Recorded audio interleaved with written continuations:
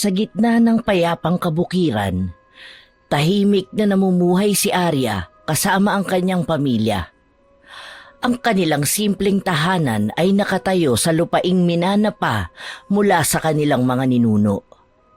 Isang yaman na kanilang pinangangalagaan ng may pagmamalaki. Ngunit sa likod ng katahimikan, isang malupit na katotohanan ang nagtatago. Isang pagmamahalang itinanim sa kasinungalingan at isang puso na unti-unting pinunit ng pagtatraidor. Hindi inakala ni Arya na ang lalaking nagdala ng ngiti sa kanyang mga labi at tumupad ng kanyang mga pangarap ay siya rin palang sisira ng lahat ng iyon. Si Andrew, ang taong inakala niyang kakampi sa lahat, ay may lihim na layuning hubaran siya ng lahat ng mahalaga sa kanya. Ang kanilang lupa, ang kanilang karangalan, at ang kanyang tiwala. Ngunit sa kabila ng sakit, hindi natapos ang kwento ni Arya bilang biktima. Sa halip, ito ang naging simula ng kanyang pagbangon. Sa gabay ng matalik niyang kaibigang si Sofia, sinimulan niyang tuklasin ang mundong hindi niya kailanman pinaniwalaan, ang sining ng pangkukulam. Sa kanyang planong paghihiganti, natutunan ni Arya ang tungkol sa sinaunang ritual, ang lakas ng kalikasan at ang kapangyarihang nakatago sa galit at pagdurusa. Ngunit sa bawat hakbang na kanyang tinatahak, mas tumitindi ang tanong, hanggang saan siya dadalhin ng paghihiganti? Sapat ba ang makaganti upang mapunan ang nawalang bahagi ng kanyang pagkatao? Isang gabi sa bahay ni Arya, tahimik ang paligid, tanging ang tunog ng kuliglig ang maririnig. Nakaupo si Arya sa may balkonahe habang hawak ang lumang dokumento ng lupa ng kanilang pamilya. Nasa loob si Andrew, ang lalaking nagpanggap na nagmamahal sa kanya. Hindi pa batid ni Andrew na natuklasan na ni Arya ang kanyang lihim. Sa gitna ng dilim, unti-unting tumitindi ang kirot sa dibdib ni Arya habang binabasa ang liham na kanyang natagpuan. Ang liham na yon ang nagpamulat sa kanya sa kasinungalingang binalot sa matatamis na salita at yakap ni Andrew. Si Arya ay nasa balkonahe, hawak ang liham habang nanginginig ang kanyang mga kamay. Binabasa niya ito ng paulit-ulit, halos hindi makapaniwala sa binabasa. Hindi maaari. Paano mo nagawa sa akin to, Andrew? Narinig ni Andrew ang mahina niyang tinig mula sa loob. Lumabas ito na may dalang tasa ng kape. Mahal, gabi na. Bakit nandito ka pa? Hating gabi na, malamig sa labas. Hindi lumingon si Arya. Napapansin ni Andrew ang hawak niyang dokumento. Nagsimula itong mag-alala. Oh, ano yung hawak mo? Ano nga ba ito, Andrew? Ipaliwanag mo kaya sa akin? Hindi ko maintindihan eh. Wala ako maintindihan. Malaki ang tiwala ko sa iyo, Andrew. Pero ginagumo ko. Mahal, hindi ko alam kung anong ibig mong sabihin. Binalingan siya ni Arya. Puno ng luha ang mga mata, ngunit bakas ang galit. Huwag mo akong gawing tanga, Andrew! Isang titulo ng lupa. Itong sulat na ito. Lahat ng plano mo nakasulat dito. Ginamit mo lang ako para makuha ito. Para mabenta ang lupang minana ko pa sa mga magulang ko. Napansin ni Andrew na wala na siyang maitatago. Tumayo siya, bumuntong hininga at pilit nang ngumiti. Arya, hindi mo ako naiintindihan. Ginagawa ko ito para sa atin. Para sa atin? Para sa atin talaga? Andrew, hindi ako tanga. Wala kang ibang iniisip kundi ang sarili mo. Ang akala ko totoo ka. Pero isa kang malaking kasinungalingan! Tumayo si Arya. Ibinato sa kanya ang dokumento. Arya, makinig ka muna. Wala na akong gustong pakinggan mula sa'yo. Lumayas ka na lang dito! Manloloko ka! Niloko mo lang pala ako! Pilit na lumalapit si Andrew, ngunit itinaas ni Arya ang kanyang kamay. Tanda ng matinding galit. Napaatras si Andrew. Mahal, kalma lang. Hindi ko intensyon na saktan ka. Hindi intensyon? Huwag mo akong tatawaging mahal! Hindi mo ako mahal! Isa kang ahas, Andrew! Lumayas ka! Sa galit ni Arya, tumakbo siya papasok ng bahay at iniwan si Andrew sa labas. Niyakap niya ang sarili habang humihikbi. Hindi makapaniwala si Arya sa mga nalaman niya. Buong akala pa naman niya, mahal na mahal talaga siya ni Andrew. Base na rin sa mga pagmamahal na ipinapakita nito sa kanya. Pero huwad lang pala ang lahat. Ginawa lang yon ni Andrew para pagnakawan siya. Kinabukasan, nasa kwarto si Arya. Nakaupo sa harap ng salamin, nangingitim ang mga mata sa kaiiyak. Isang mensahe ng kaibigang si Sofia ang kanyang binasa sa cellphone niya. Ikinuwento niya kasi sa kanyang kaibigan ang nangyari kagabi at nakatulugan na rin niya ang pag-iyak habang kausap ang kaibigan. Arya, sa kabila ng lahat na nangyari, tandaan mong malakas ka. Pero kung gusto mong gumante, alam kong may paraan. May nakilala akong mangkukulam sa kabilang bayan. Maaari kitang ipakilala sa kanya. Natahimik si Arya habang nakatitig sa sarili sa salamin. Sa unang pagkakataon, hindi awa sa sarili ang nakita niya, kundi galit. Kung ito ang paraan para iparamdam ko sa kanya ang sakit na idinulot niya sa akin, gagawin ko. Dumating si Sofia sa bahay ni Arya. May dala itong lumang aklat at isang maliit na supot ng kakaibang mga halaman. Sigurado ka ba sa gagawin mo? Ang daang ito ay hindi mo na pwedeng balikan kapag sinimulan mo na. Sigurado na ako. Hindi na ito tungkol sa pagmamahal o sa titulo ng lupa. Tungkol ito sa prinsipyo ko. Kailangan pagbayaran ni Andrew ang ginawa niya. Inilatag ni Sofia ang aklat sa mesa. Sinimulan niyang ipaliwanag ang bawat bahagi nito kay Arya. Sa unang bahagi ng pag-aaral natin, nais kong malaman mo na ang pangkukulam ay hindi basta-basta. Kailangan nito na may intensyon, tapang at tiwala ka sa sarili mo.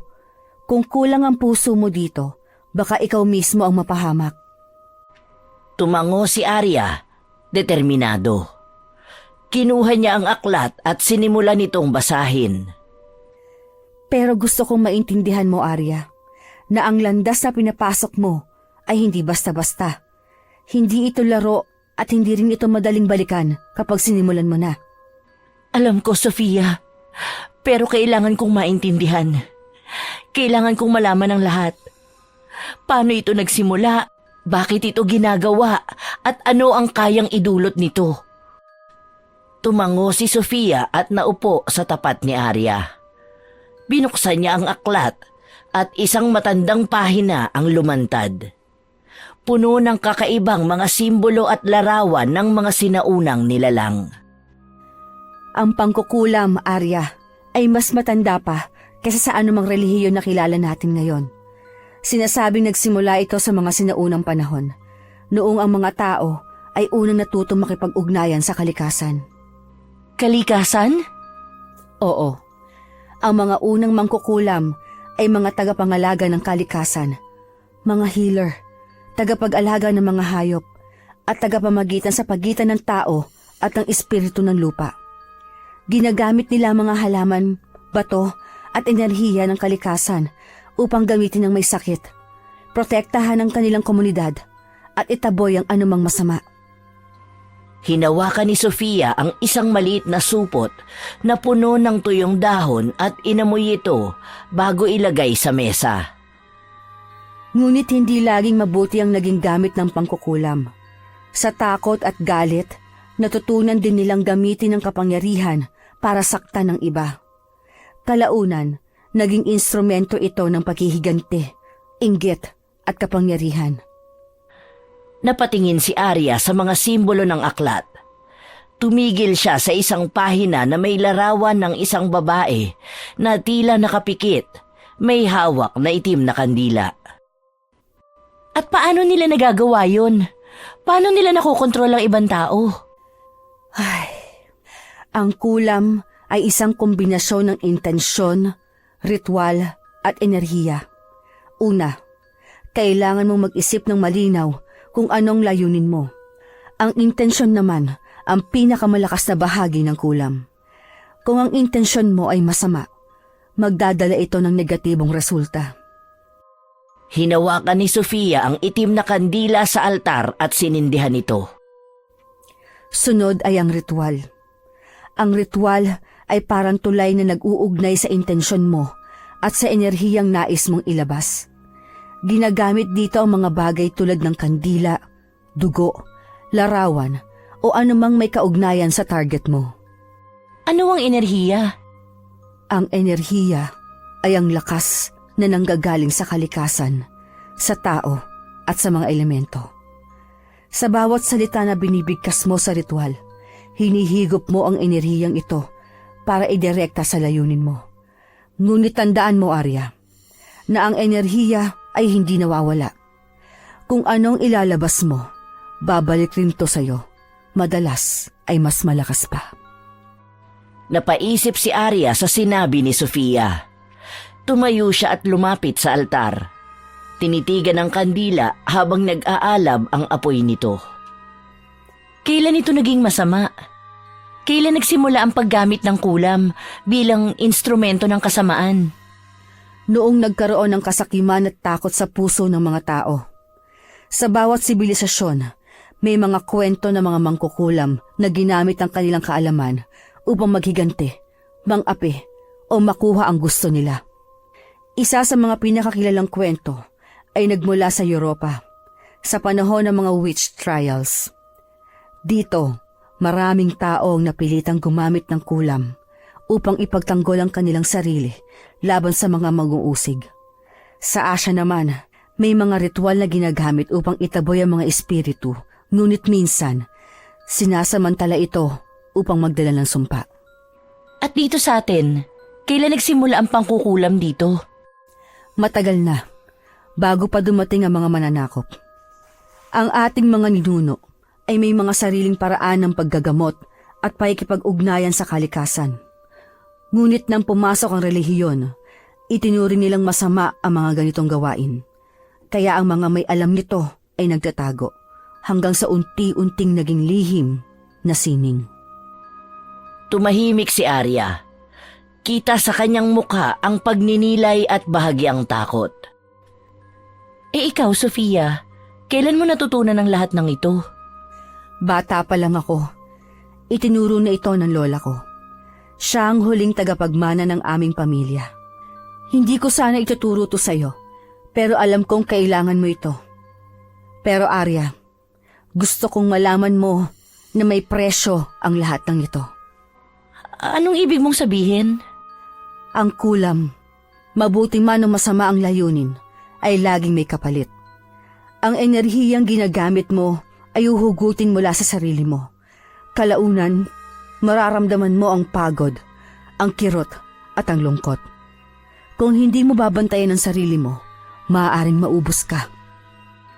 Tahimik si Arya. Nakatitig lamang siya sa kandila. Sa kanyang isipan, bumabalik-balik ang imahe ni Andrew at ang sakit ng kanyang ginawa. Kung yun ang kapalit, handa akong bayaran. Tumingin si Sofia kay Arya. Baka sa mukha niya ang pag-aalala. Ngunit alam niyang desidido na ang kanyang kaibigan. Kung ganon, ituturo ko sa iyo ang lahat. Pero tandaan mo, Arya, sa sandaling tumawid ka sa landas na ito, hindi ka na makakabalik. Tumango si Arya. Pinatigas ang kanyang kalooban. Sa likod ng kanyang mga mata, naroon ang apoy ng paghihiganti. Sa gabi ng sumunod na araw, pumunta si Arya at Sofia sa isang masukal na bahagi ng kagubatan. Ang lugar ay tahimik at halos walang buwan. Binabalot ng misteryo ang paligid. Nasa gitna sila ng bilog na altar na may mga nakaukit na simbolo. Dito tayo magsisimula, Arya. Ang lugar na ito ang ginagamit ng mga ninuno ko para sa mga ritual. Pero palagi mong tandaan ng pangkukulam ay laging may kapalit. Paulit-ulit kong sinasabi yan dahil gusto kong maunawaan mo at pag-isipan mo ng mabuti. Kapalit? Anong ibig mo sabihin? Kung ano man ang hihilingin mo, may katumbas itong enerhiya mula sa kalikasan o sa sarili mo. Kaya siguruhin mong handa ka. Ano-ano ang maaaring balik ng kulam? Ayon sa mga espiritual na paniniwala, ang anumang negatibong enerhiya na pinakawalan ay babalik sa nagpakawala nito ng 3 beses o higit pa. Kung ang layunin ay magdulot ng sakit o kamalasan, maaaring ito rin ang maranasan na nagpakulam sa mas matinding anyo.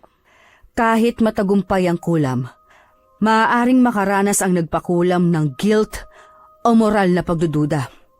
Ang bigat ng kanilang ginawa ay maaaring magdulot ng depresyon, takot o paninira ng sariling kapayapaan.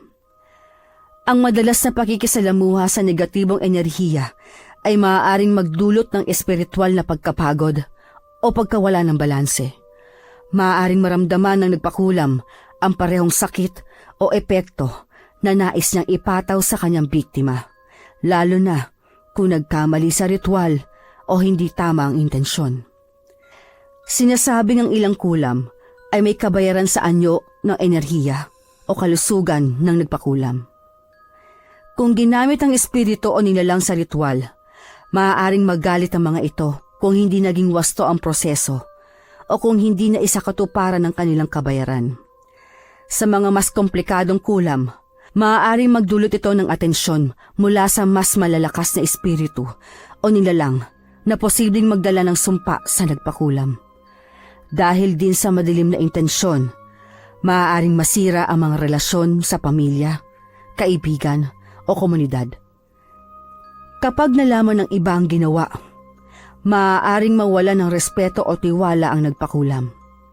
Maaaring makaranas ang nagpakulam ng pagdalaw mula sa masamang espiritu o anino, lalo na kung hindi na isara ng maayos ang ritual.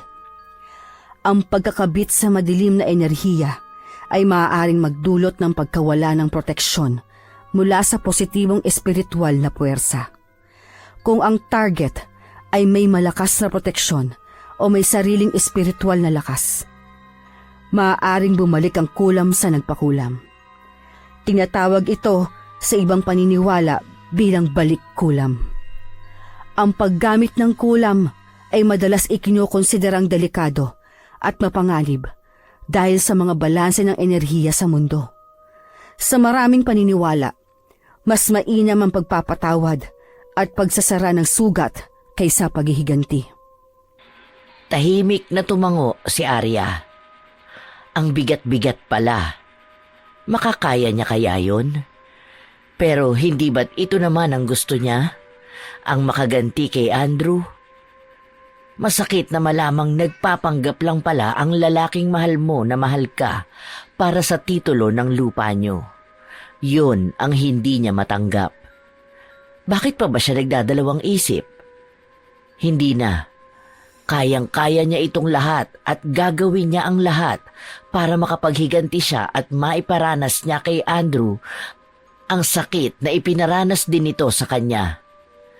Hinawakan ni Arya ang aklat at sinimulan ang unang ritual ayon sa sinasabi ni Sofia.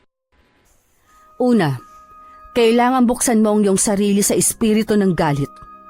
Isipin mo lahat ng sakit na idinulot ni Andrew sa'yo. Damhin mo ito at hayaan mong ang emosyon mo ang magdala sa'yo. Pumikit si Arya at sinunod ang sinabi ni Sofia. Lumabas ang lahat ng kirot sa kanyang puso habang unti-unti siyang nakaramdam ng kakaibang init sa kanyang mga palad. Hindi ko matanggap na ginamit niya ako. Gusto ko siyang pagbayarin. Ngayon, hawakan mo ang halamang ito. Ang damong ito ay sumisipsip ng enerhiya mula sa galit. Ihanda mong sarili mo habang sinasabi ang orasyon. Inabot ni Sofia ang damo sa kanya. Inulit ni Arya ang mga salitang itinuturo ni Sofia habang ang kapaligiran ay tila nagiging mas malamig. Ang hangin ay unti-unting umiikot sa kanila at ang mga dahon sa paligid ay tila gumagalaw ng kusa. Tama yan, Arya. Isa kang likas sa tagapagmana ng sinaunang lakas. Tapos na ba? Hindi pa. Ito ang una sa maraming hakbang. Kailangan mong matutunan kung paano kontrolin ang lakas mo at gamitin ito laban kay Andrew. Sa loob ng bahay ni Arya, naglagay si Sofia ng mga kandila sa 4 na sulok ng sala. Sa gitna, may malaking mangkok na puno ng tubig. Nakaupo si Arya sa harap nito at nakapikit. Ngayon, matututo kang mag-channel ng enerhiya. Kailangan mong gawing instrumento ang tubig para maipakita kung paano mo gustong parusahan si Andrew. Paano? Isipin mo siya. Isipin mo ang ginawa niya. Isipin mo kung paano mo gustong bumaliktad ang kapalaran niya. Pumikit si Arya at huminga ng malalim. Sa loob ng ilang segundo, biglang umangat ang tubig mula sa mangkok. Nabigla si Sofia. Arya, magaling ka. Kaya mo nang kontrolin ang lakas mo ng mabilis. Hindi ito sapat. Gusto kong mas matutunan pa. Kailangan kong tiyakin na hindi na niya magagamit ang sinuman. Ilang araw na ang lumipas. Tahimik na nakaupo si Arya sa isang sulok ng kanyang maliit na kwarto. Sa harap niya ay nakabukas ang isang luma at makapal na aklat. Isang aklat tungkol sa mga sinaunang ritual at sumpa. Sa tabi niya ay ang altar na puno ng kandila at mga halamang pinatuyo. Ang kanyang mga matay malamig, ngunit sa ilalim ng kanyang ekspresyon ay nagliliyab ang matinding galit. Hindi siya makatulog sa gabi. Hindi siya matahimik tuwing umaga. Ang alaala ng pagtatraidor ni Andrew ay paulit-ulit na bumabalik sa kanyang isipan na parang sirang plaka na ayaw tumigil. Ang kanyang galit ay parang isang apoy na hindi mapatay-patay. Andrew, hindi mo alam kung sino ang niloko mo. Akala mo ba basta na lang kita palalayain? Hindi ko hahayaang matapos ang lahat ng ito nang hindi mo nararamdaman ang sakit na dinanas ko. Tumayo si Arya. Kinuha ang maliit na bote na puno ng pulang likido. Naroon yon sa kanyang altar. Huminga siya ng malalim at pumikit. Unti-unti niyang binigkas ang mga salitang natutunan mula sa aklat. Sa ilalim ng madilim na gabi, sa harap ng mga espiritu ng kalikasan, hinihiling ko ang kanilang lakas. Dalhin sa kanya ang sakit, ang takot at ang pagkawasak na iniwan niya sa akin.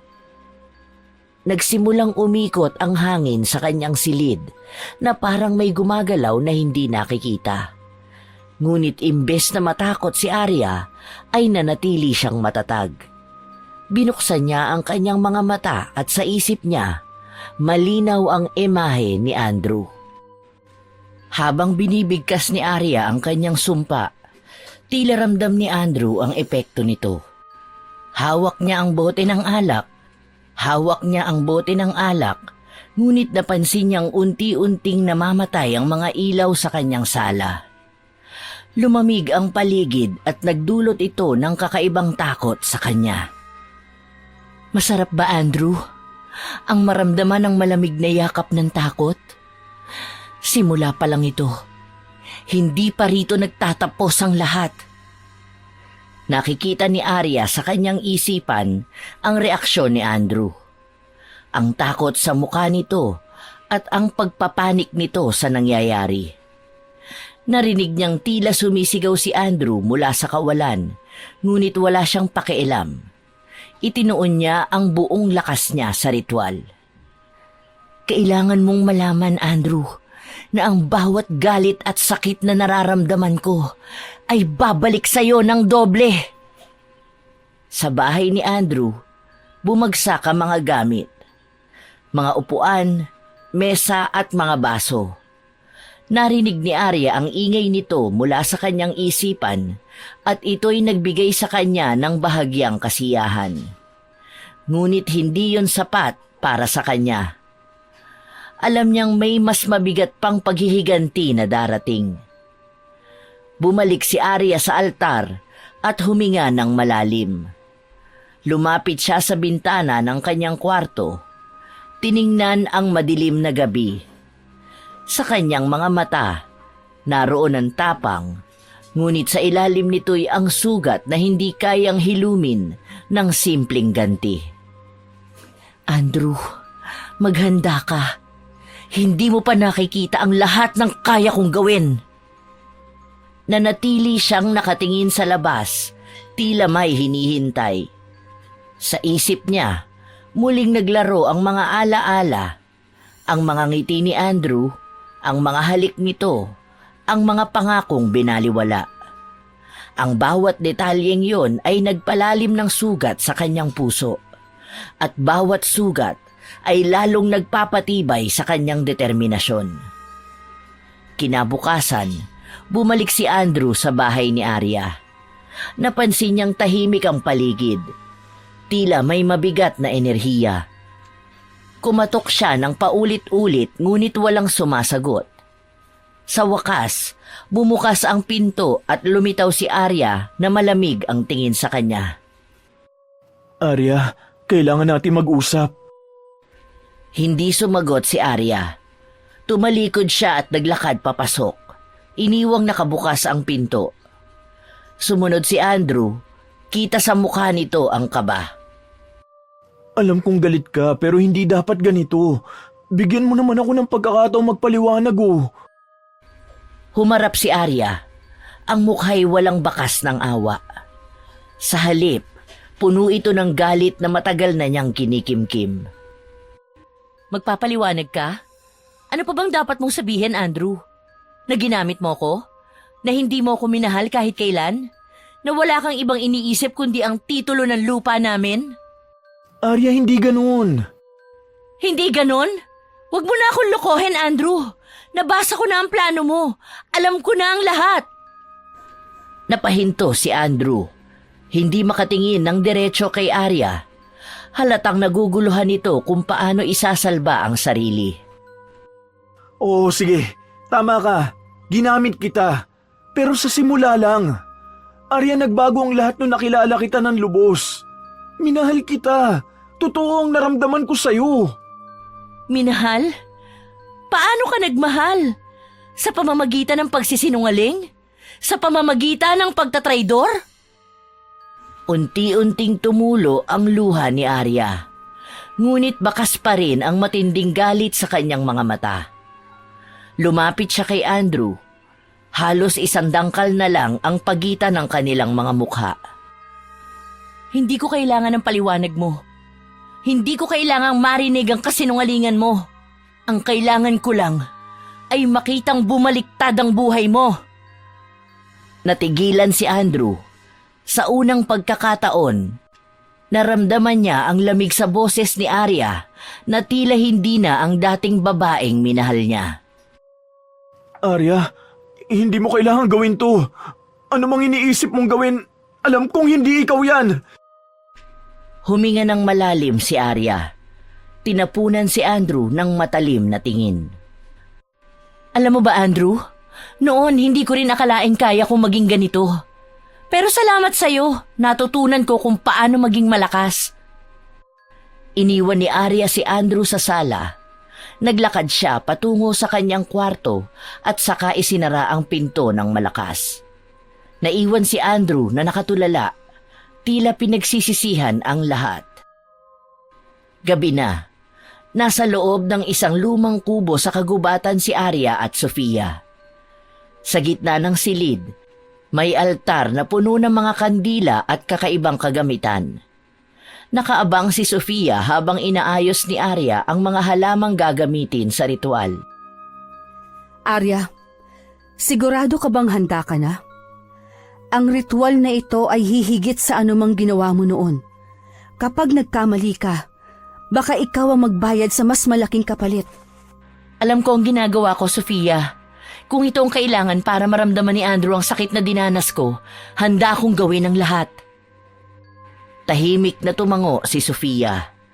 Kinuha niya ang isang maliit na mangkok na may pulang likido at iniabot kay Arya. Ang dugo ng hayop na ito ay magsisilbing tulay ng enerhiya mo, papunta sa kanya. Isipin mo si Andrew. Isipin mo ang gusto mong mangyari sa kanya. Huminga ng malalim si Arya at sinimula ng ritual. Umusal siya ng mga salitang hindi maunawaan, ngunit ramdam sa bawat bigkas ang bigat ng kanyang damdamin. Sa harap ng kalikasan at ng mga espiritu, hinihiling ko ang hustisya. Dalhin sa kanya ang sakit na dinulot niya sa akin. Biglang lumakas ang hangin sa loob ng kubo. Umikot ang mga kandila at tila nagsimulang gumalaw ang mga anino sa paligid. Si Sofia, bagamat sanay sa ganitong gawain, ay tila nagulat sa lakas ng enerhiya ni Arya. Arya, huminahon ka! Napakalakas ng emosyon mo! Baka hindi mo ito makontrol! Hindi! Kailangan niyang pagbayaran ng lahat! Biglang sumabog ang isang kandila at nagdilim ang buong kubo. Naiwan si Arya na humihingal, hawak ang altar habang tumutulo ang luha sa kanyang mga mata. Arya, Tapos na ba? oo, pero mula ngayon, kailangan mong harapin ang mga posibleng balik ng ginawa mo. Muling lumipas ang ilang araw at si Andrew ay unti-unti nang nararamdaman ang bigat ng sumpa. Nagsimula siyang mawala ng gana sa pagkain at ang kanyang katawan ay tila nang hihina. Sa bawat sandali, parang naririnig niya ang boses ni Arya. Paulit-ulit na umaalingaw-ngaw sa kanyang isipan. Hindi totoo to. Kaya ko itong lampasan. Hindi totoo ito! Tumayo siya at sinubukang pumunta sa banyo. Ngunit pagtingin niya sa salamin, nakita niya ang isang imahe ni Arya na nakangiti ng malademonyo. Hindi ka makakatakas, Andrew. Ang sakit na nararamdaman ko. Ngayon ay ikaw naman ang magdurusa. Napaatras si Andrew. Napasandal siya sa pader. Tumulo ang malamig niyang pawis habang ang kanyang mga mata ay nanlalaki sa takot. Bumagsak siya sa sahig, nanginginig. Arya, tumigil ka na! Hindi ko na kaya! Samantala, si Arya ay nasa kubo ni Sofia. Matapos ang ritual, ramdam niya ang kakaibang enerhiya na bumalot sa kanya. Para bang naging bahagi na siya ng madilim na kapangyarihan na ginamit niya. Sofia, pakiramdam ko may nagbago sa akin. Hindi na ako ang dating Arya. Hindi na nga, Arya. Kapag hinayaan mong kainin ka ng galit mo, hindi ka na makakabalik. Pero Sofia, ang sarap sa pakiramdam na makita siyang nagdurusa. Sa wakas, nararamdaman na niya ang sakit na dinanas ko. Arya, hindi yon ang tunay na hustisya. Ang galit ay parang lason. Iniisip mong nilalason mo ang iba, pero ikaw mismo ang unti-unting nilalamon nito. Napatingin si Arya kay Sofia. Ang kanyang mga matay puno ng pag-aalinlangan. Alam niyang tama ang sinabi ng kaibigan, ngunit ramdam niya pa rin ang init ng kanyang paghihiganti. Pero bakit parang hindi pa sapat? Sa kabila ng nararamdamang kahinaan, nagdesisyon si Andrew na harapin si Arya. Pumunta siya sa bahay nito mukhang pagod at halos hindi na makalakad. Nagulat si Arya nang makita siya sa labas. Halos duguan ang kanyang itsura. Ano na naman ang ginagawa mo rito? Hindi pa ba sapatan lahat ng ginawa mo? Arya, tulungan mo ako. Bakit kita tutulungan? Para saan? Para maulit mo ulit ang panloloko mo sa iba? Hindi ko na kaya. Arya, anong ginawa mo sa akin? Ngumiti si Arya, puno ng kasiyahan sa kanyang tagumpay. Ngunit sa kaloob-looban niya, nararamdaman niya ang kaunting kirot sa kanyang puso. Yan ang hustisya, Andrew. Ang nararamdaman mo ngayon, yan ang sakit na dinulot mo sa akin. Arya, patawarin mo na ako. Hindi ko alam kung paano mo pa ako mapapatawad pero totoo ang pagmamahal ko sa iyo. Mahal? Anong alam mo tungkol sa pagmamahal, Andrew? Ang pagmamahal ay hindi nananakit. Nagkulong si Arya sa kanyang kwarto. Iniwan si Andrew na nakaluhod sa labas, umiiyak. Habang nakahiga si Arya sa kama, naririnig niya ang sigaw ni Andrew at biglang naramdaman niyang parang may gumagapang na takot sa kanyang dibdib. Pagkalipas ng ilang araw, napansin ni Arya nang magsimulang mangyari ang kung ano-anong kakaibang bagay sa kanyang paligid. Ang mga halaman sa kanyang bakuran ay tila nalalanta at ang hangin ay naging mabigat. Arya, may masamang balita. Ang ritual na ginawa natin, nagbalik sa iyo ang enerhiya. Ha? Anong ibig mo sabihin? Ang ritual na ginawa mo ay masyadong puno ng galit. Hindi balanse ang enerhiya. Ngayon, hindi lang si Andrew ang nagdurusa.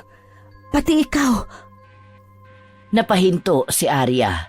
Unti-unting bumalik sa kanyang alaala ang lahat ng ginawa niya. Ramdam niya ang bigat ng kanyang konsensya, ngunit wala na naman siyang magagawa pa. May paraan pa ba para itama ito? Tumayo si Sofia at inilabas ang isang lumang libro. May paraan, pero hindi ito madali.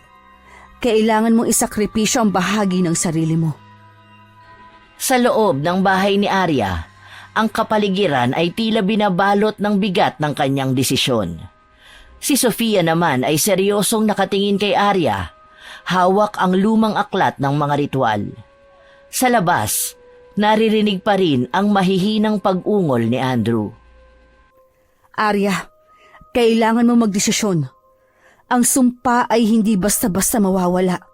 Ang galit mo, kahit gaano pa katindi, ay may kapalit.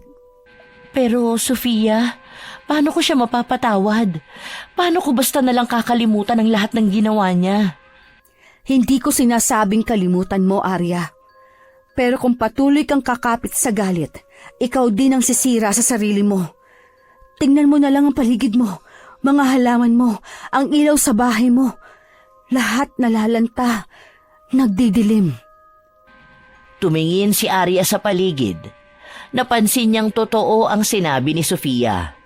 Ang mga dating makukulay niyang halaman ay tila nawalan na ng sigla. Ang maliwanag na sikat ng araw na pumapasok sa bintana ay parang may anino ng kadiliman. Ano ang kailangan kong gawin? May ritual na pwedeng gawin, pero hindi ito madali. Kailangan mong buksan ang puso mo at handang tanggapin ang lahat ng sakit. Buksan ang puso ko? Para saan? Para ulit-ulitin niyang saktan ako? Para ikaw ang makalaya, Arya. Hindi mo ito ginagawa para sa kanya. Ginagawa mo ito para sa sarili mo. Samantala, si Andrew naman ay nakaupo sa gilid ng bangketa malapit sa bahay ni Arya. Ang kanyang mga mata ay tila walang sigla at ang kanyang balat ay parang lumamlam sa loob lamang ng ilang araw. Kung ito ang kailangan kong pagdaanan para mabawi ang tiwala ni Arya, tatanggapin ko.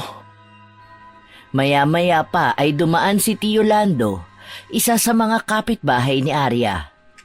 Napansin niya ang kondisyon ni Andrew. Anak, ano nangyari sa'yo? Mukhang wala ka ng lakas ah. Ayos ka lang ba? May problema ba? Pwede ka magsabi sa akin. Wala po, tiyo.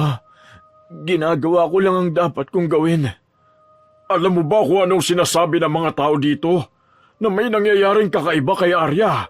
Pansin na pansin namin yun. Ayoko lang makialam dahil buhay naman niya yan eh. Ngunit hindi ko lang talaga maiwasang mag-alala para sa kanya. Alam mo naman na napalapit na kayo sa aking dalawa, hindi ba? Anong ibig mong sabihin? Sinasabi nilang may nilapitan daw siyang mangkukulam. Baka may kinalaman ka dito, Andrew. Napabuntong hininga si Andrew. Alam niyang ang lahat ng ito ay dahil sa kanya. Gusto niya nga saan nang sabihin at bigyan ng babala si Arya. Ngunit sa galit dito sa kanya ngayon ay hindi niya alam kung makikinig pa sa kanya ang dalaga. Ako po ang dahilan, tiyo. Kaya ako rin po ang gagawa ng paraan para matapos na ito. Bumalik si Arya kay Sofia kinabukasan. Napuno ng kaba ang dibdib niya habang binabasa ang libro sa mesa. Nakasulat dito ang detalyadong proseso ng ritual. Isang prosesong mas mahirap kaysa sa inaakala niya. Sigurado ka ba, Arya? Kapag ginawa mo ito, hindi ka na maaaring umatras pa. Baka magsisi ka lang sa huli. Kailangan kong gawin ito, Sofia. Hindi lang para sa kanya, kundi para sa akin. Kailangan mong bumalik sa lugar kung saan nagsimula ang lahat. Doon mo hahanapin ang sagot. Naglakbay si Arya papunta sa lumang bahay ng kanilang pamilya, kung saan unang ginanap ang kasunduan para sa titulo ng lupa. Habang naglalakad siya, nararamdaman niya ang bigat ng alaala. Ang kanyang mga luha ay kusang tumulo habang iniisip ang lahat ng nangyari. Bakit kailangang umabot pa sa ganito? Pagdating niya sa lumang bahay, nakita niya ang altar ng kanilang pamilya. Lumuhod siya at saka sinimulang magdasal habang hawak ang libro ng ritual. Diyos ko, kung naririnig mo pa ako, gabayan mo po ako. Ayoko nang manatili sa ganitong kadiliman. Tulungan mo po sana ako. Kayo na po ang bahala sa akin. Matapos ang ritual, bumalik si Arya sa kanyang bahay, ngunit hindi niya inasahan ang pagbabalik ni Andrew. Nakasandal ito sa kanyang pintuan, mukhang naghihingalo. Andrew, ano na naman ang ginagawa mo rito? Arya, gusto kong malaman mo na nagsisisi ako. Hindi ko na kailangan ng pagsisisi mo. Arya, alam kong nasaktan kita, pero kung kaya kong ibalik ang lahat, gagawin ko. Gagawin ko ito hindi para sa kanya, kundi para sa akin. Biglang tumalikod si Arya at hinarap si Andrew. Hawak ang librong ginamit niya sa ritual. Kung gusto mong mabuhay, Andrew, kailangan mong harapin ang sarili mong mga demonyo. Anong ibig mong sabihin? Sa ilalim ng buwan, sa harap ng lumang puno sa likod ng bahay na ito, magsasagawa ako ng huling ritual. Pero ito ay para sa'yo.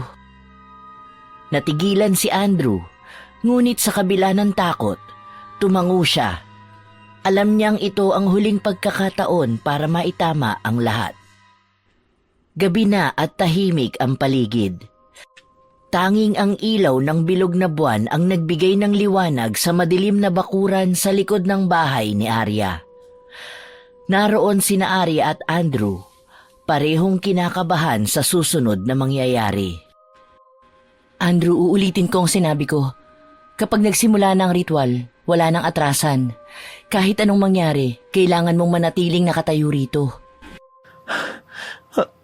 Handa na ako, Arya. Sa liwanag ng buwan at sa presensya ng kalikasan, tinatawagan ko ang mga espiritu ng kapatawaran at katarungan. Naglagay si Arya ng isang itim na kandila sa lupa at sinindihan ito gamit ang posporo. Habang nagsisimula ang ritual, Lumalakas ang ihip ng hangin at tila nanlalamig ang paligid. Arya, bakit parang... Huwag kang magsalita! Huwag mo sirain ang proseso! Nagpatuloy si Arya sa pagbigkas ng mga salitang hindi maintindihan ni Andrew. Ang hangin ay tila bumigat at naramdaman ni Andrew ang presensya ng hindi maipaliwanag na enerhiya. Habang nasa kalagitnaan ng ritual, nagkaroon ng malabong imahe sa harap nila. Isang batang babae ang lumitaw, tila isang multo ng nakaraan. Bakit mo ginawa ito, Andrew? Bakit mo pinaglaruan ng pamilya ni Arya? Nagulat si Andrew. Napaatras, ngunit hindi siya makatakbo dahil sa bigat ng kanyang pakiramdam. Sino ka? Anong ibig sabihin nito? Siya ang espiritu ng tahanan namin. Isa siya sa mga unang nagbantay sa lupaing ito. Ang kasakiman mo ang nagdulot ng sumpa sa inyong dalawa, pero may pagkakataon ka pang itama ang lahat. Anong kailangan kong gawin? Magpakumbaba. Humingi ng tawad na galing sa puso mo, hindi lamang sa bibig mo. Ibalik mo ang nararapat sa kanila. Tumayo si Andrew, nanginginig ngunit determinado. Tumalikod siya kay Arya at tumingin sa lupa. Arya, patawarin mo ko. Hindi ko alam kung paano ko may tatama ang lahat ng ito. Pero handa akong ibigay ang titulo ng lupa ninyo.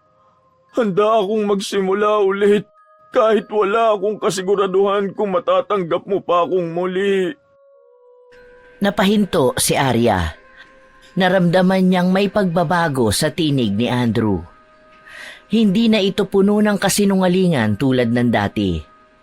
Sa kabila ng galit, naramdaman niya ang bigat ng sinabi nito. Siya na ba talaga ang nararapat na patawarin? Ang kapatawaran ay hindi para sa kanya, kundi para sa iyo. Matapos ang ritual, ang paligid ay unti-unting bumalik sa normal. Ngunit ang puso ni Arya ay mananatiling mabigat. Ano ang gagawin mo ngayon? Hindi ko alam, Sofia. Ang sabi nila, ang kapatawaran ay nagpapalaya, pero bakit parang nakakulong pa rin ako? Dahil hindi sapat ang patawarin siya. Kailangan mo ring patawarin ang sarili mo. Patawarin ang sarili ko? Sa lahat ng nangyari? Oo, hindi mo ito kasalanan, Arya. At kung patuloy kang mabubuhay sa galit, ikaw lang ang talo.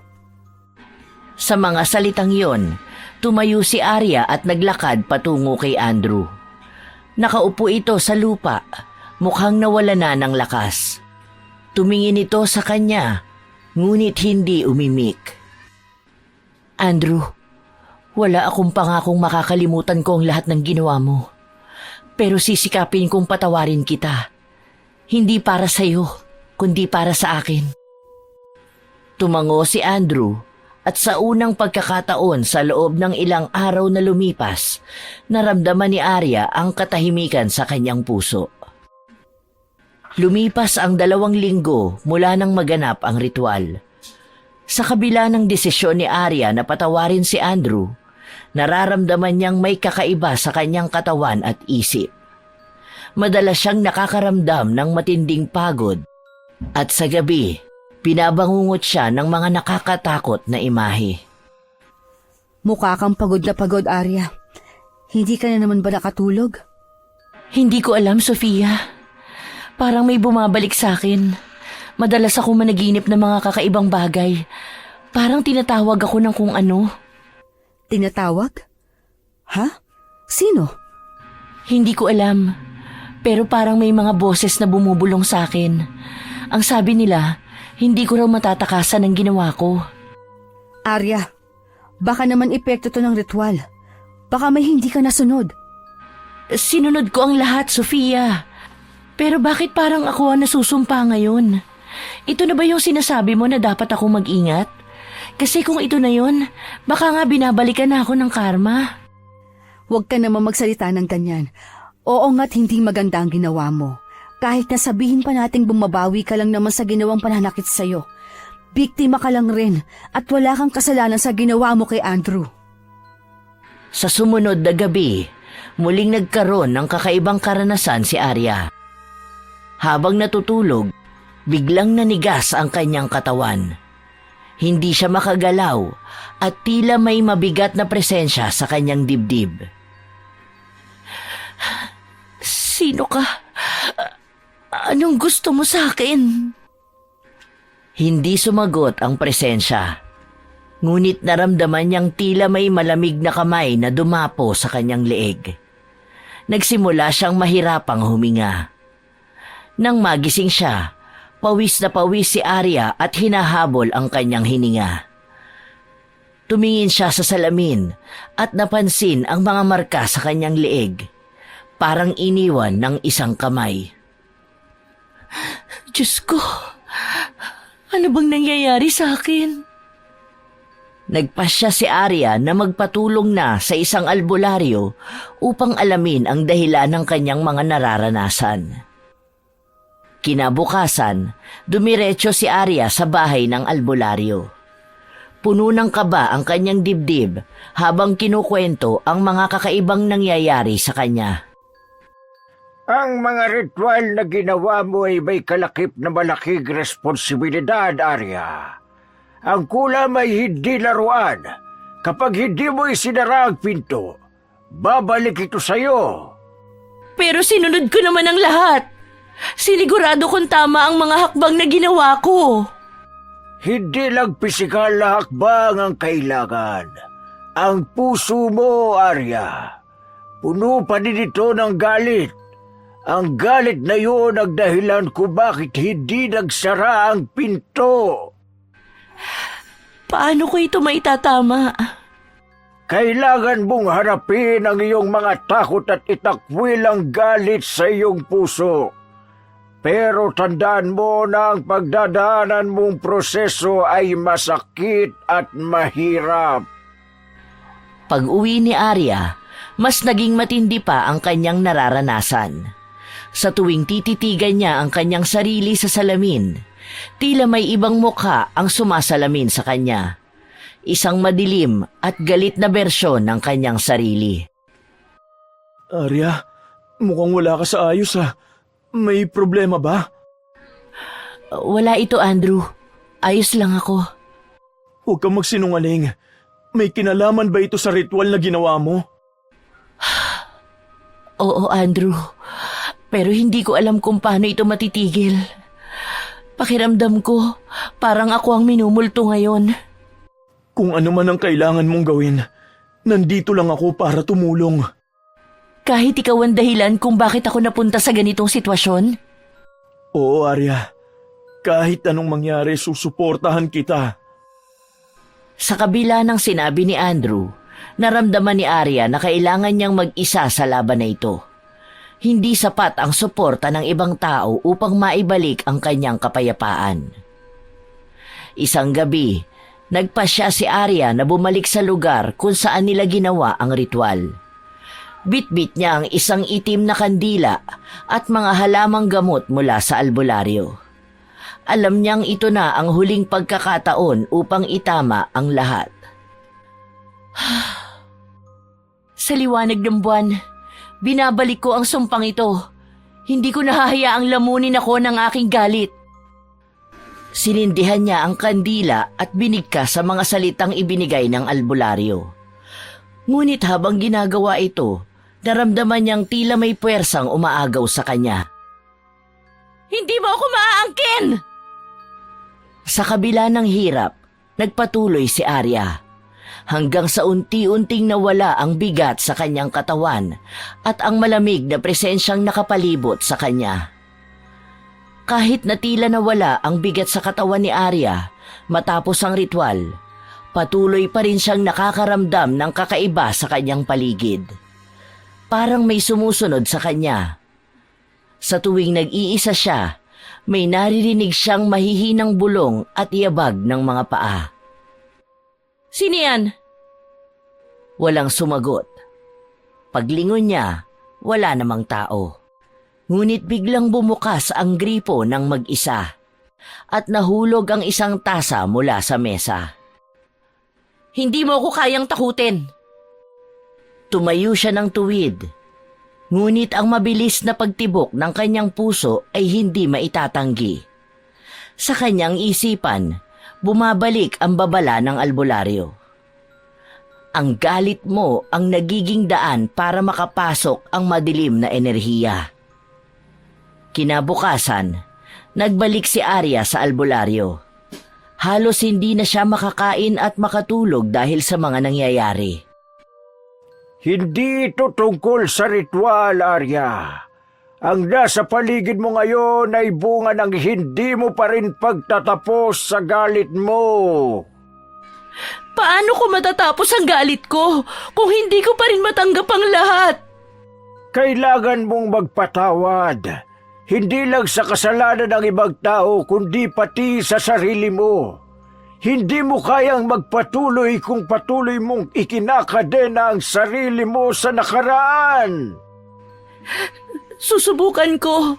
Pero paano kung hindi ko magawa? Kapag hindi mo tinanggap ang pagbabagong kailangan, masisira ka ng tuluyan. At sa puntong iyon, wala na akong magagawa para sa'yo. Pag-uwi ni Arya, nakita niya si Andrew na nakaupo sa balkonahe.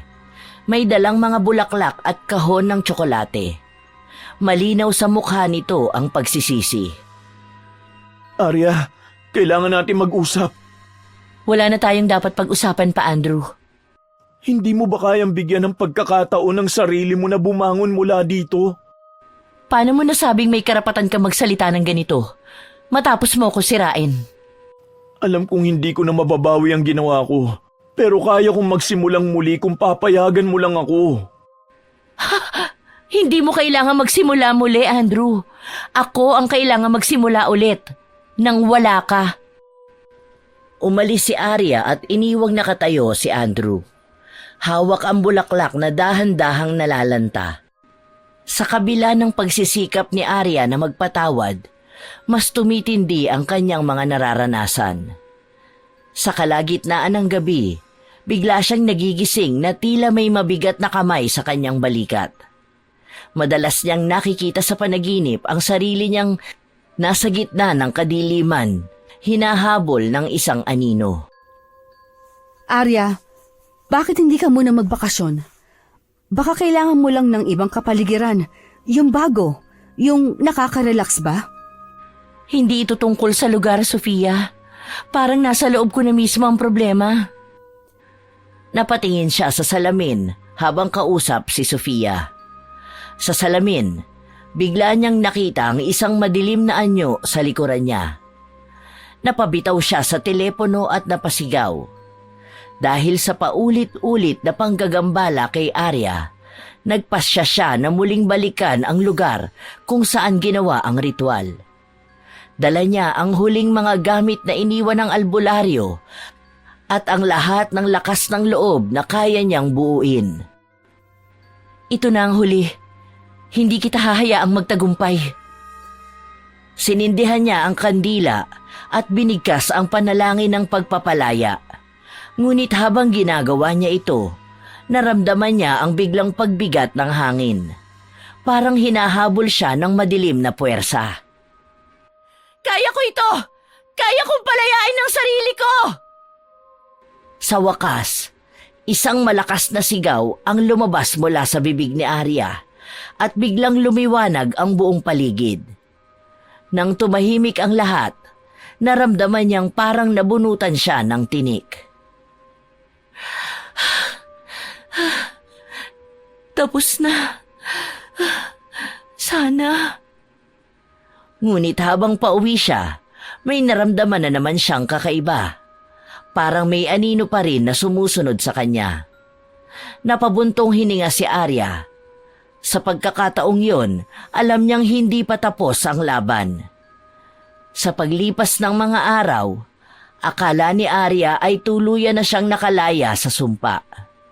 Ngunit isang gabi, habang siya ay nagbabasa sa sala, biglang bumagsak ang bintana ng walang dahilan. Gumulo ang mga gamit sa kanyang maliit na mesa. Ramdam niya ang presensya ng isang kakaibang nilalang. "Sino ka? Bakit hindi mo ako tinatantanan?" Walang sumasagot, ngunit narinig niya ang mahihinang halakhak na parang nanggagaling sa bawat sulok ng bahay. Lumamig ang paligid at naramdaman niyang parang hinahaplos ang kanyang buhok. "Huwag kang magtago sa dilim! Harapin mo ko!" Sa isang iglap, biglang may anyo ng babae na lumitaw sa likuran niya. May maitim na mata at dugo ang ngiti. Napasigaw si Arya at napaatras. "Hindi mo naiintindihan, Arya. Hindi basta-basta nawawala ang sumpa. Kailangan mo harapin ang tunay na dahilan kung bakit ka hinahabol nito." "Sino ka? At anong kailangan mo sa akin?" "Ako ang naging daan para makuha mo ang lakas na hiniling mo. Ngunit hindi libre ang kapangyarihan, Arya. Hindi kailanman ito naging libre." Biglang naglaho ang babae at iniwan si Arya na nanginginig sa takot. Alam na niyang hindi pa natatapos ang lahat. Nagkamali siya at sobrang pinagsisisihan na niya ito ngayon. Pero sa pagkakataong ito, wala na nga lang nakikinig sa kanya. Kinabukasan, kaagad na tinawagan ni Arya si Sofia upang humingi ng tulong. Nang magkita sila, halata sa mukha ni Arya ang stress at pagod. Arya, kailangan mo na huminto. Mukhang lumalalim na ang problema. Hindi mo na ito makakayanan mag-isa. Hindi ko alam kung paano. Sinasabi nilang kailangan kong magpatawad. Pero paano ko gagawin yon kung araw-araw akong hinahabol ng ganito? May kilala akong pare. Baka pwedeng makatulong siya. Hindi ko alam kung magiging effective.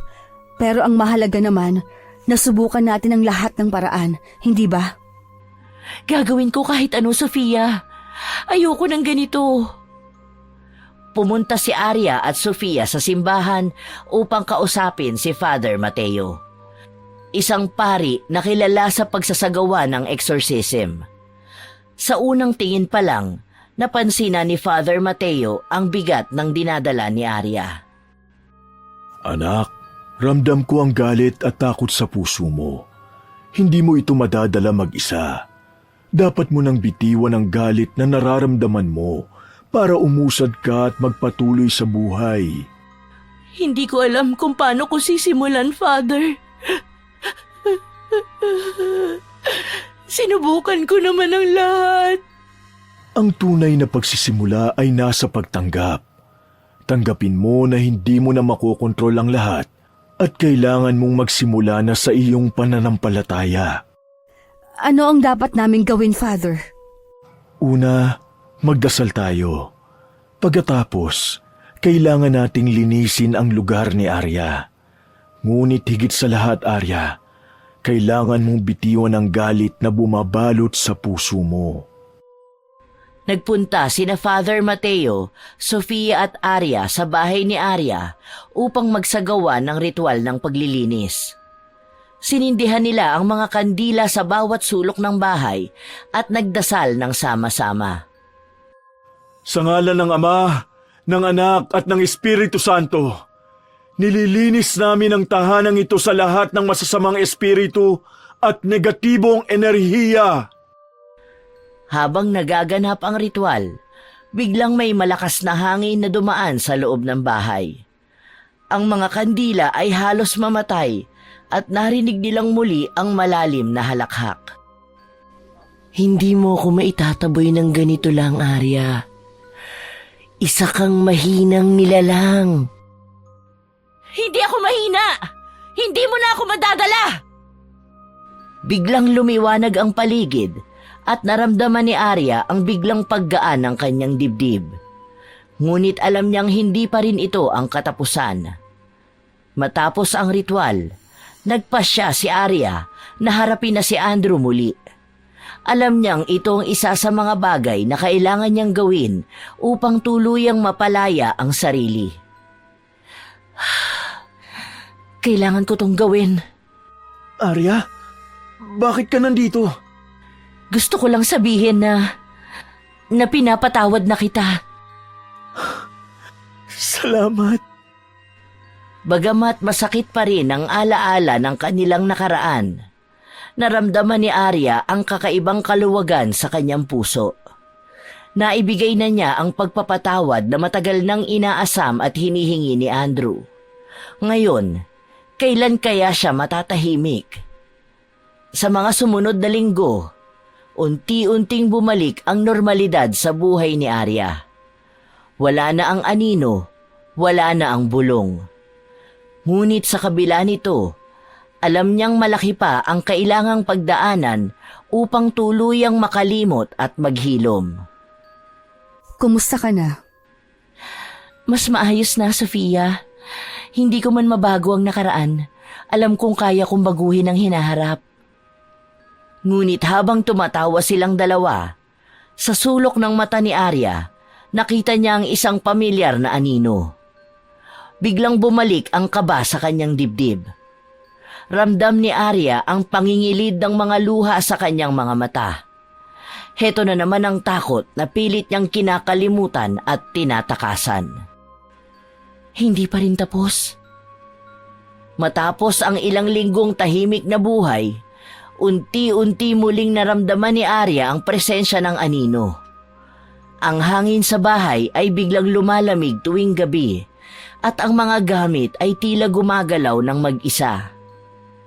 Isang gabi, habang natutulog, nagising si Arya dahil sa malamig na haplos sa kanyang pisngi. Pagdilat ng kanyang mata, nakita niyang may madilim na anyo na nakatayo sa tabi ng kama niya. Akala mo ba tapos na? Ang galit sa puso mo ang bumuhay sa akin. Hindi mo ako basta maitataboy. Ano pa ang kailangan mo sa akin? Akala ko tapos na ito. Hanggat may natitirang galit sa puso mo, hindi ka makakalaya. Ako ang naging bahagi ng iyong pagkatao, Arya. Biglang naglaho ang anino, ngunit iniwan si Arya na puno ng takot at pagkalito. Kinabukasan, nagdesisyon si Arya na muling magsaliksik tungkol sa pagbalik ng kulam sa nagpakulam at kung paano tuluyang mawawala ang mga ito. Nagpunta siya sa isang lumang aklatan na kilala sa pagkakaroon ng mga aklat tungkol sa occult at mahika. Bata pa ako nang marinig ko ang tungkol sa mga tulad mo. Mga taong nagdulot ng sumpa sa sarili dahil sa matinding galit. Ano po kaya ang dapat kong gawin para tuluyan itong mawala? Ang kasagutan ay nasa puso mo. Hindi ito basta ritual o dasal. Kailangan mong harapin ang sarili mong demonyo. Napatingin si Arya sa lumang aklat na may larawan ng isang babaeng nakatayo sa harap ng apoy. Binasa niya ang teksto sa ilalim nito. Ang tunay na paglaya ay hindi makakamtan hanggat hindi natututunan ang kapatawaran at pagtanggap. Muling bumalik si Arya sa kanyang bahay na puno ng kaba, ngunit determinadong hanapin ang paraan upang maharap ang kanyang kinatatakutan. Sa gabing yun, nagkaroon si Arya ng kakaibang panaginip. Nakita niya ang kanyang sarili na nakatayo sa gitna ng isang madilim na kagubatan. Sa harap niya, may malaking salamin na tila naglalaman ng kanyang anino. Ako ang tunay mong kaaway, Arya. Hindi si Andrew. Hindi ang sumpa. Ako. Ano ang ibig mong sabihin? Ang galit na nararamdaman mo ay hindi para kay Andrew, kundi para sa sarili mo. Ang kasalanan mo ay hindi ang pangkukulam, kundi ang pagkawala ng tiwala sa sarili. Biglang nagising si Arya, pawis na pawis at hingal na hingal. Napagtanto niyang ang kanyang laban ay hindi lamang laban sa anino, kundi laban sa sarili niyang emosyon at takot. Pero ito nga ba talaga ang dahilan o sadyang nawawala na siya ng matinong pag-iisip. Ang mga nakikita at nakakausap niya ay hindi na pangkaraniwan at natitiyak niyang tanging ang pagkawala na lang sa tamang katinoan ang sagot sa nangyayari sa kanya.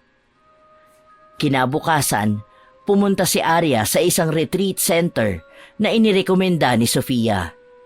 Doon, kinausap siya ng isang spiritual counselor na si Aling Rosa, isang matandang babae na puno ng karanasan sa pagharap sa mga tulad niyang nawawala sa sarili. Ang galit ay parang baga. Akala mo'y pinipigilan mo ito para iba ang masaktan, pero sa totoo lang, ikaw ang nasusunog. Hindi ko alam kung paano ko bibitawan ang lahat. Simulan mo sa sarili mo. Patawarin mo ang sarili mo, Arya. Lahat tayo'y nagkakamali. Ang mahalaga ay ang pagkilala at pagtanggap nito. Sinimula ni Arya ang proseso ng self-reflection. Araw-araw, binabalikan niya ang sakit at pinipilit hanapin ang mga aral sa likod ng bawat sugat. Habang nasa proseso ng pagpapatawad sa sarili, biglang nanghina si Arya. Nagsimula siyang makaramdam ng matinding sakit ng ulo at katawan. Dinala siya ni Sofia sa ospital, ngunit walang makitang anumang pisikal na sakit ang doktor. Walang anumang mali sa resulta ng mga test niya. Maaring psychological ang pinagmumulan nito. Sa mga sumunod na araw, lalo pang lumala ang kondisyon ni Arya. Madalas siyang magising sa gabi dahil sa masakit na panaginip. Napagtanto ni Arya na muli na namang bumabalik ang sumpa at wala na talaga itong katapusan ngayon. Sofia, siguro ito ang kabayaran ng lahat ng ginawa ko noon. Hindi, Arya. Kaya mo itong lampasan. Magtiwala ka lang. Ngunit habang lumilipas ang mga araw, lalo pang bumibigat ang nararamdaman ni Arya. Sa puntong ito, naisip niyang baka hindi sapat ang pagpapatawad sa sarili. Baka kailangan niyang humingi ng tawad sa iba. Nagpasya si Arya na muling harapin si Andrew. Pumunta siya sa bahay nito, dala ang bigat ng kanyang puso. Arya, anong ginagawa mo rito? Kailangan ko ng closure, Andrew. Hindi ko alam kung paano ko sisimulan pero patawad sa lahat ng ginawa ko. Hindi mo kailangan humingi ng tawad, Arya. Ako ang nagkamali sa'yo. Pareho tayong nagkamali, pero ayokong dalhin ang bigat na ito habang buhay. Sa pagkakataong yon, naramdaman ni Arya ang kakaibang kaluwagan. Para bang sa wakas, nabawasan ang bigat na matagal nang nakapatong sa kanyang puso. Sa mga sumunod na linggo, unti-unting bumalik ang lakas ni Arya. Nagpasya siyang lumipat ng bahay upang magsimula ng panibagong yugto sa kanyang buhay. Sa bagong lugar na kinaroroonan, natutunan niyang muli ang pagpapatawad, hindi lamang sa iba kundi lalo na sa sarili. Habang nag-aayos sa bagong tahanan, nakakita siya ng lumang larawan nila ni Sofia. Napangiti siya at naalala ang lahat ng pinagdaanan nila. Alam niyang mahaba pa ang kanyang paglalakbay, ngunit handa na siya. Simula na ng bagong kabanata. Ngunit sa isang sulok ng kwarto, tila may aninong kumikilos. Napatingin si Arya, ngunit ngumiti lamang. Alam niyang ito ay bahagi ng kanyang nakaraan na palaging magiging alaala, ngunit hindi na kailanman magiging hadlang. Makalipas ang ilang buwan, masaya na ang buhay ni Arya sa kanyang bagong tahanan. Patuloy siyang nag-aaral ng art therapy, na siyang naging paraan upang mailabas niya ang lahat ng emosyon na naipon sa kanyang puso. Sa kabila nito, may mga gabi pa rin na bumabalik ang kanyang mga alaala tungkol sa kulam at ang galit na bumalot sa kanya noon. Habang nagpipinta siya ng isang tanawin ng kagubatan, biglang naramdaman niya ang malamig na simoy ng hangin sa loob ng kwarto. Tumigil siya at tumingin sa paligid. Nandyan ka na naman. Sa isang sulok, nakita niya ang pamilyar na aninong tila nanunood sa kanya. Hindi na ako isang banta, Arya. Isa na lang akong alaala. Alam ko at tanggap ko na. Muli siyang bumalik sa kanyang pagpipinta. Sa bawat stroke ng kanyang brush, para bang unti-unting nawawala ang bigat sa kanyang dibdib. Ang anino ay naglaho kasabay ng isang malamig na ihip ng hangin. Isang araw, dumalaw si Sofia kay Arya. Dala ang mga paborito nilang pagkain. Naupo sila sa veranda ng bahay ni Arya habang nagkukwentuhan tungkol sa mga nagdaang buwan. Ang laki ng ipinagbago mo, Arya. Hindi na ikaw ang babaeng puno ng galit at hinanakit. Maraming salamat sa iyo, Sofia. Kung hindi dahil sa iyo, hindi ko mararating ito. Alam mo, hindi kita iniwan dahil alam kong darating ang araw na makikita mo rin ang sarili mo sa tamang liwanag. Napuno ng tawanan ang veranda habang pinag-uusapan nila ang mga plano nila sa hinaharap. Sa mga mata ni Sofia, nakita niya ang isang Arya na muling natutong magmahal, hindi lang sa iba kundi pati sa sarili. Isang araw, nagpasya si Arya na mag-organisa ng isang simpleng salo-salo para sa mga taong tumulong sa kanyang pagbangon. Inimbitahan niya si Sofia, ang mga bagong kaibigan sa kanyang art class at maging si Andrew. Sa kalagitnaan ng salo-salo, lumapit si Andrew kay Arya. Tila may bigat sa kanyang ekspresyon, ngunit puno ng sinseridad ang kanyang boses. Arya, gusto ko lang ulit humingi ng tawad. Alam kong hindi sapat ang mga salitang ito. Pero salamat sa pagkakataong ibinigay mo para makabawi ako. Ang nakaraan ay hindi na natin mababago pa, Andrew. Pero salamat din sa'yo. Dahil sa lahat ng nangyari, natutunan kong mahalin ang sarili ko. Nagpatuloy ang salo-salo sa gitna ng tawanan at masasarap na pagkain. Sa unang pagkakataon, naramdaman ni Arya na tunay na siyang malaya. Sa gabing yon, habang natutulog si Arya, nagkaroon siya ng isang panaginip. Nakita niyang muli ang anino, ngunit sa pagkakataong ito, hindi na ito madilim at nakakatakot. Bagkus, ito ay liwanag na nagmumula sa kanyang sariling refleksyon. Ang galit at sakit ay bahagi na ng buhay, Arya.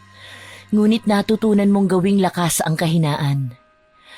Paalam at salamat sa pagtanggap. Nagising si Arya na may kakaibang kapayapaan sa kanyang puso.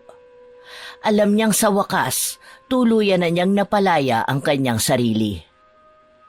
Lumipas ang mga taon, naging tanyag na pintor si Arya.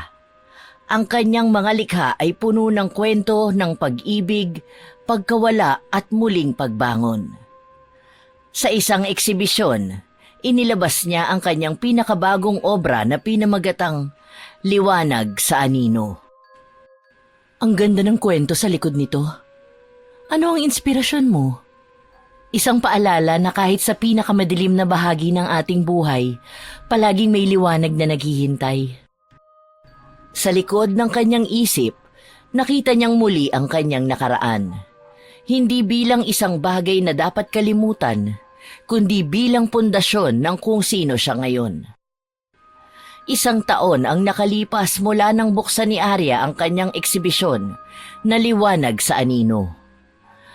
Nakamit niya ang respeto at paghanga ng marami, ngunit hindi niya inakala na ang isang tao mula sa nakaraan niya ang muling babalik upang guluhin ang kanyang kapayapaan. Habang naglalakad si Arya sa kahabaan ng isang parke sa lungsod, bigla siyang napahinto nang makita ang isang pamilyar na muka. Si Sofia, ang matalik niyang kaibigan, nakaupo sa isang bench, tila may kinakausap na lalaki. Nang makita ni Arya ang lalaking yun, nanlamig ang kanyang buong katawan. Si Andrew. Anong ginagawa nila rito? Akala ko ba'y nagkasundo na kaming magkakanya-kanyang buhay na muna kami para makalimot at makapagbagong buhay.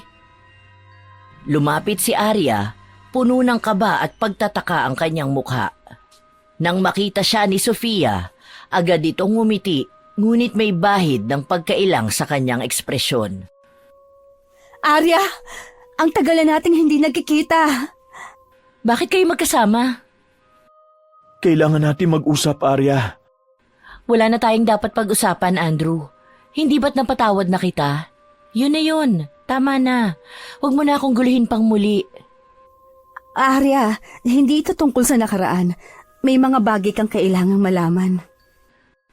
Sa isang maliit na cafe, naupo silang tatlo. Ramdam ni Arya ang tensyon sa paligid. Si Sofia ang unang nagsalita. Arya, alam kong mahirap to para sa'yo. Pero kailangan mong marinig ang sasabihin ni Andrew. Arya, totoo ang lahat ng ginawa ko noon. Ginamit kita para makuha ang titulo ng lupa ng pamilya mo. Pero may isang bagay kang hindi alam. At ano yun? Na mas masama ka pa kaysa sa inaakala ko? Ang lupa ng pamilya mo, hindi lang ito basta-basta isang ari-arian.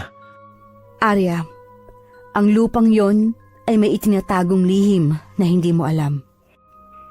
Nanlaki ang mga mata ni Arya, ngunit nanatili siyang tahimik. Hinihintay ang kanilang paliwanag.